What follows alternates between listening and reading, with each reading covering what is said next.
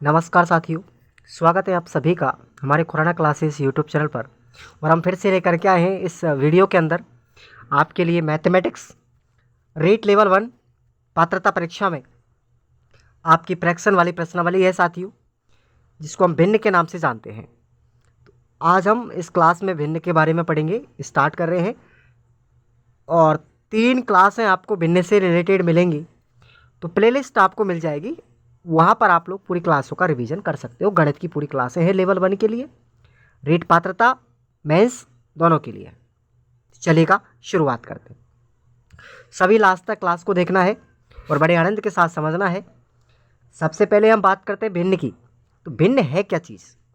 अगर मैं किसी भी संख्या को a/b के रूप में लिख देता हूँ तो वो भिन्न कहलाएगी।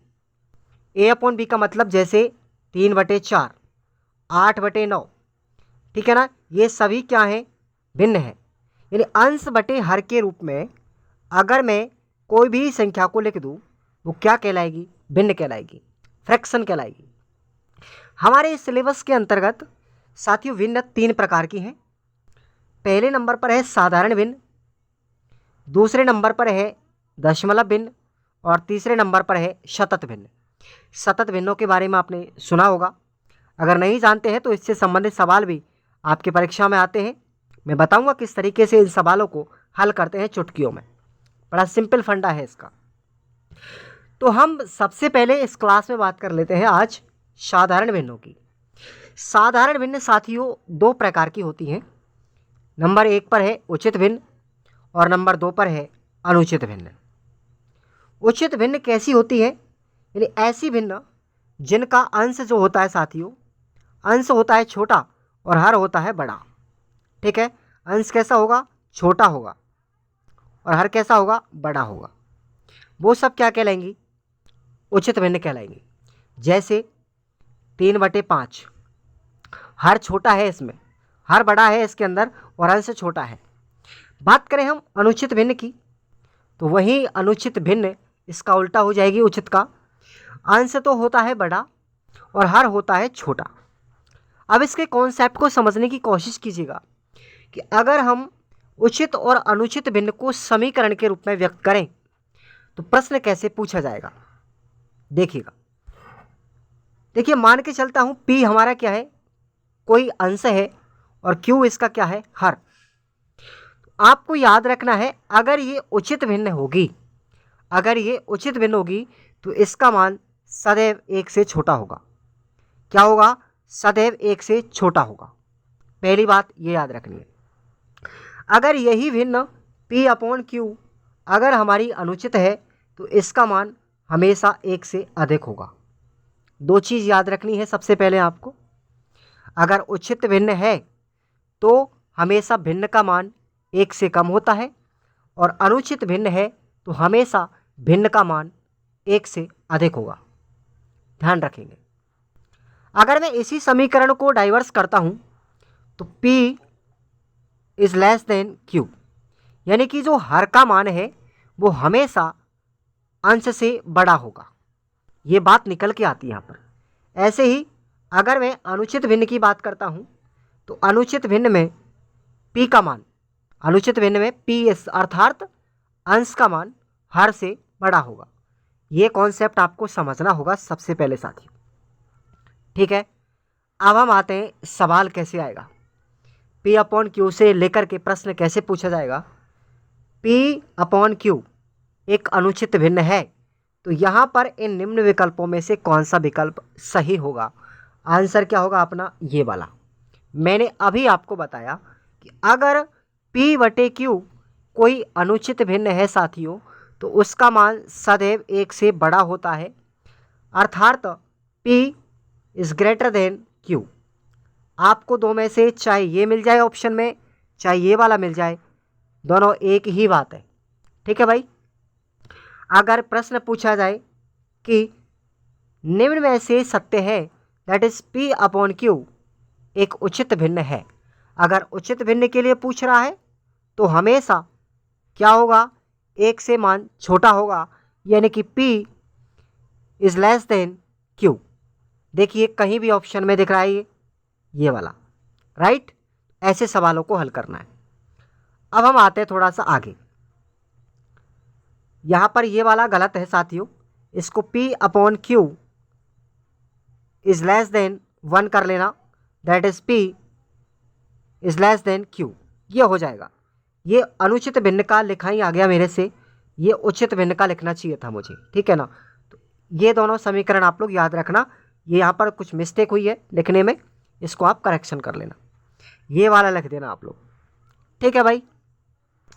अब हम आते हैं हमारे सवालों पर कि अगर फ्रैक्शन से रिलेटेड हमको कोई क्वेश्चन दिए जाते हैं, मैं हर टाइप का क्वेश्चन यहाँ पर आपको बताऊंगा और तसल्ली के साथ आपको समझना है कि एक प्रश्न को, छोटे प्रश्न से लेकर के कठिन प्रश्नों तक हम चलेंगे, हर टाइप के सवाल को हम समझेंगे। तो देखिएगा, एक प्रश्न है आपके लिए ये वाला, अगर आपसे भिन्नों के जोड़ बाकी पूछे तो आप कर सकते हो। भिन्नों के जोड़ बाकी अक्सर कई बार पूछे जाते हैं एग्जाम में, तो कैसे करेंगे, लय से निकालना आपको आना चाहिए। पहली चीज़ तो लय से हमको ज्ञात होना चाहिए, हर चीज़ का कैसे लय से निकालेंगे किसी संख्या का। हमारे पास ये वाली भिन्न है 3 सही 1/3 प्लस 3 सही 2/3, ये वाली भिन्न है और इनका योग करना है। तो आपको ये क्या है हमारी साथियों, ये हमारी मिश्र भिन्न है और ये किस में बदलेगी, अनुचित भिन्न में।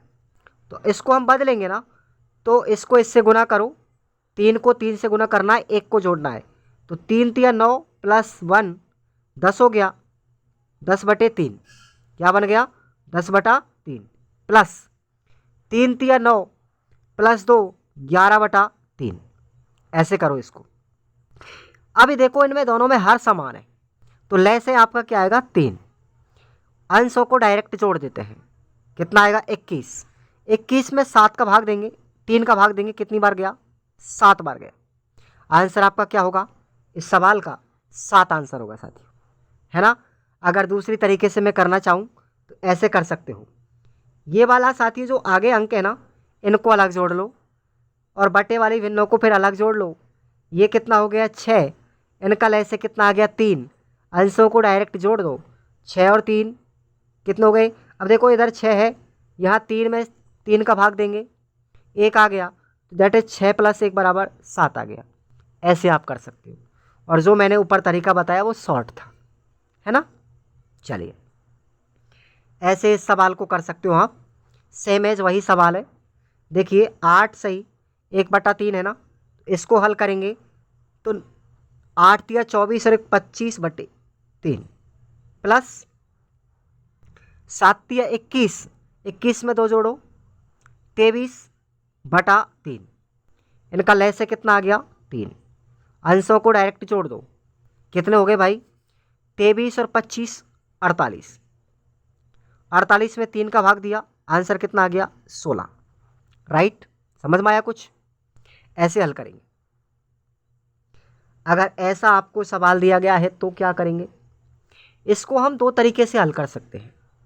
कैसे करेंगे, चाहे तो आप इसके नीचे कुछ भी नहीं है ना, देखिए ये 850 - 1/7 है, इसको हल करने के लिए इसके नीचे कुछ भी नहीं है ना, तो कोई दिक्कत नहीं है। आप इसको ऐसे भी हल कर सकते हो कि 850 × 7 - 1/7, लो भाई इसको इससे गुना करो, 1 घटा दो, बटे में 7 है ही, आंसर कितना आएगा आपका, ये आ जाएगा। आंसर जो आएगा वो अपने आप दिख जाएगा आपके लिए, ऐसे कर सकते हो आप।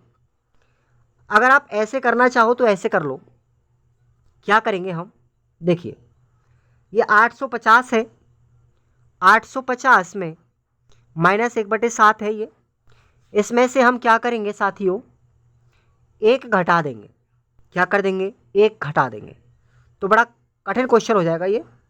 इसमें से 1 घटाया, 850 में से 1 घटाया 49 हो गया, और यहाँ पर मैं ले गया इसको 1 को, ठीक है ना, इसको ऐसे लेंगे 850 + 1 - 1/7, इसको मैंने यहाँ कर दिया, 49 है ये, ठीक है भाई, ये 49 है, तो 849 इसको हल कर लो आप आराम से। अब कितना हो गया 7 - 1 6, तो 849 डॉट कितना हो गया 6/7, तो ये बन गया आपका सवाल, ये आंसर हो गया। क्लियर। 849 सही 6/7। क्लियर। ऐसे ही हम इस सवाल को कर सकते हो, बिल्कुल एज इट इज ऐसे कर सकते हो, कोई दिक्कत नहीं है।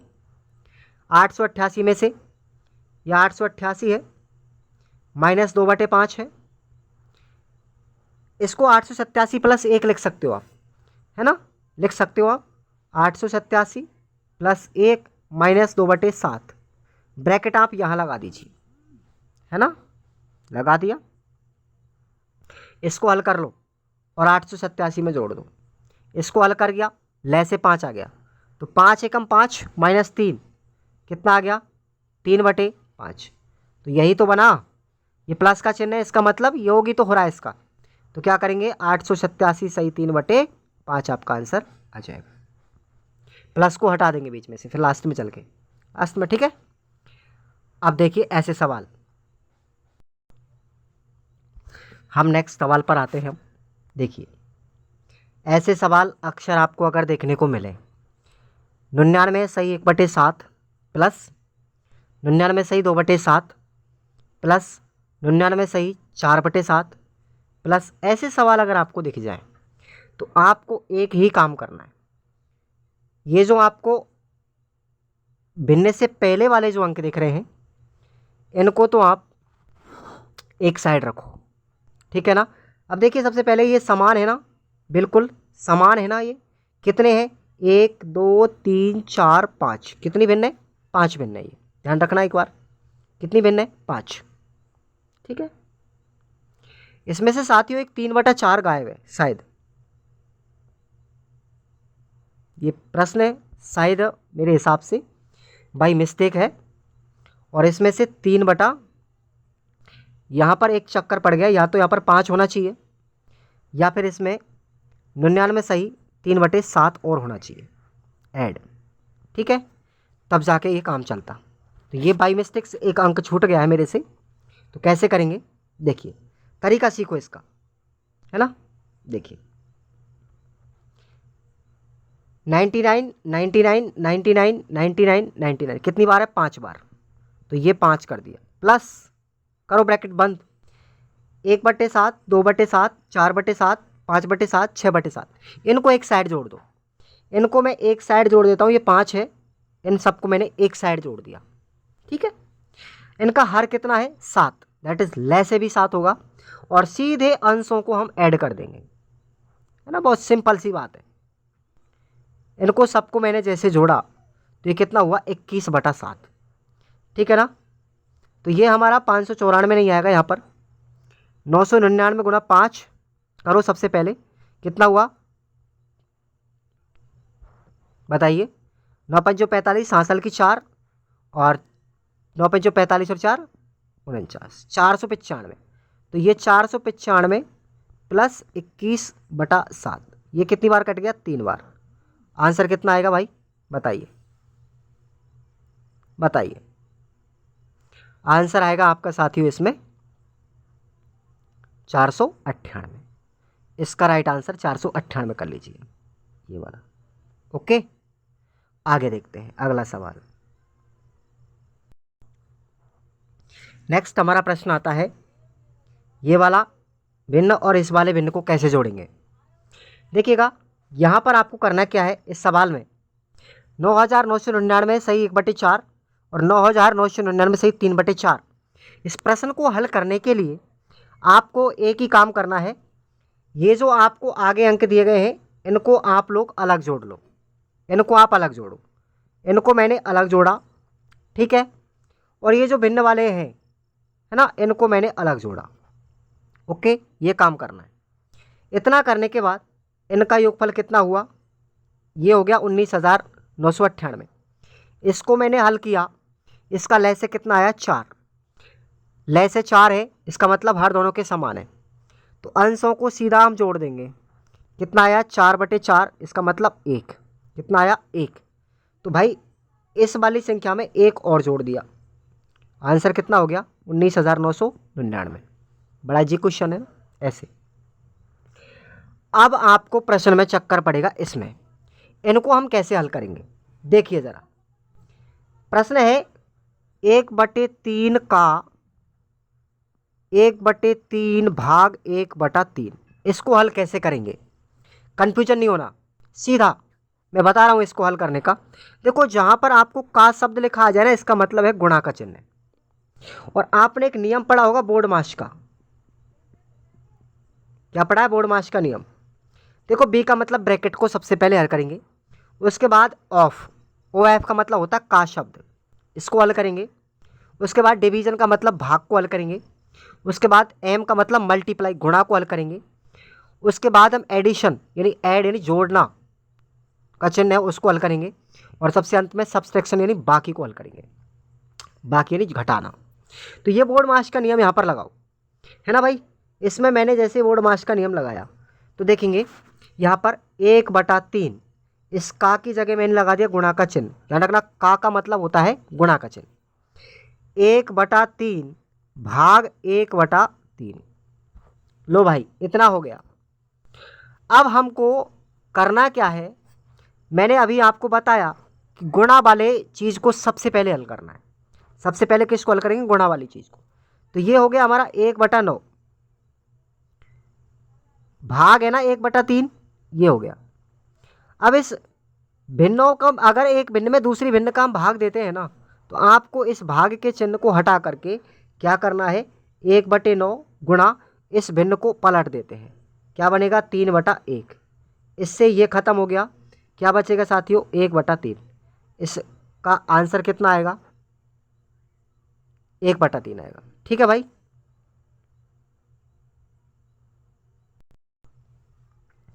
नेक्स्ट हमारा सवाल है यहाँ पर ये वाला। अब मैंने सवाल को ऐसे लिखा, 1/3 भाग 1/3 का 1/3 कैसे हल करेंगे? तो सबसे पहले आपको एक ही काम करना है, ठीक है? क्या करना है? इसको सॉल्व करना है। क्या करना है? इसको सॉल्व कैसे करेंगे? 1/3 भाग 1/3 गुना 1/3, ठीक है? इतना कर लो आप, यही बता रहा हूँ मैं आपको सबसे पहले, ठीक है? तो देखिएगा ये कितना हो गया? 1/9, 1/3 गुना 1/9, सॉरी ये भाग का चिन्ह है यहाँ पर ये भाग का चिन्ह है 1/9। अब मैंने क्या किया कि इस भाग के चिन्ह को हटाने के लिए गुणा का चिन्ह लगाया और इसको पलट दिया। तो 1/3 गुना 9/1, इससे कट गया 3, ये बार आंसर कितना आएगा? 3 आएगा। क्लियर भाई? तो ये आप लोगों को ध्यान रखना है, ऐसे ऐसे सॉल्व करना। 3 आ गया, इसका आंसर 3 है और ऊपर वाले का 1/3। क्लियर? अब देखिए आगे इसको कैसे हल करेंगे बताइए। देखिए इसको सबको एक जगह लिख लो, ठीक है? अब आपको जो सही वाली जगह है, क्या भिन्नों को एक साइड लिखना है, 1 + 11 + 101 + 1111, इनको एक जगह लिखना है आपको। और ये अपनी अलग हो गई, ठीक है? इनको जोड़ा तो कितना हो गया? 1234। और इस पूरे को हल किया ना तो देखो कितना हो गया? आधा प्लस आधा यानी 1 हो गया, फिर आधा जोड़ा 1.5 हो गया, फिर आधा जोड़ा 2 हो गया, तो ये 2, आंसर कितना आ गया? 1236 आ गया। ऐसे हल करेंगे, ठीक है? अब ये वाले जो सवाल है ना, इनको मैं आपको कल की क्लास में बताऊंगा, कल की क्लास में, ध्यान रखेंगे। बड़ी अजीब प्रश्नावली है थोड़ी सी। देखो अगर मेरे पास पैनल बोर्ड होता तो मैं आपको समझा सकता था हर तरीके से, पर यहाँ पर आप लोग समझने की कोशिश कीजिए, ठीक है भाई? Thank you.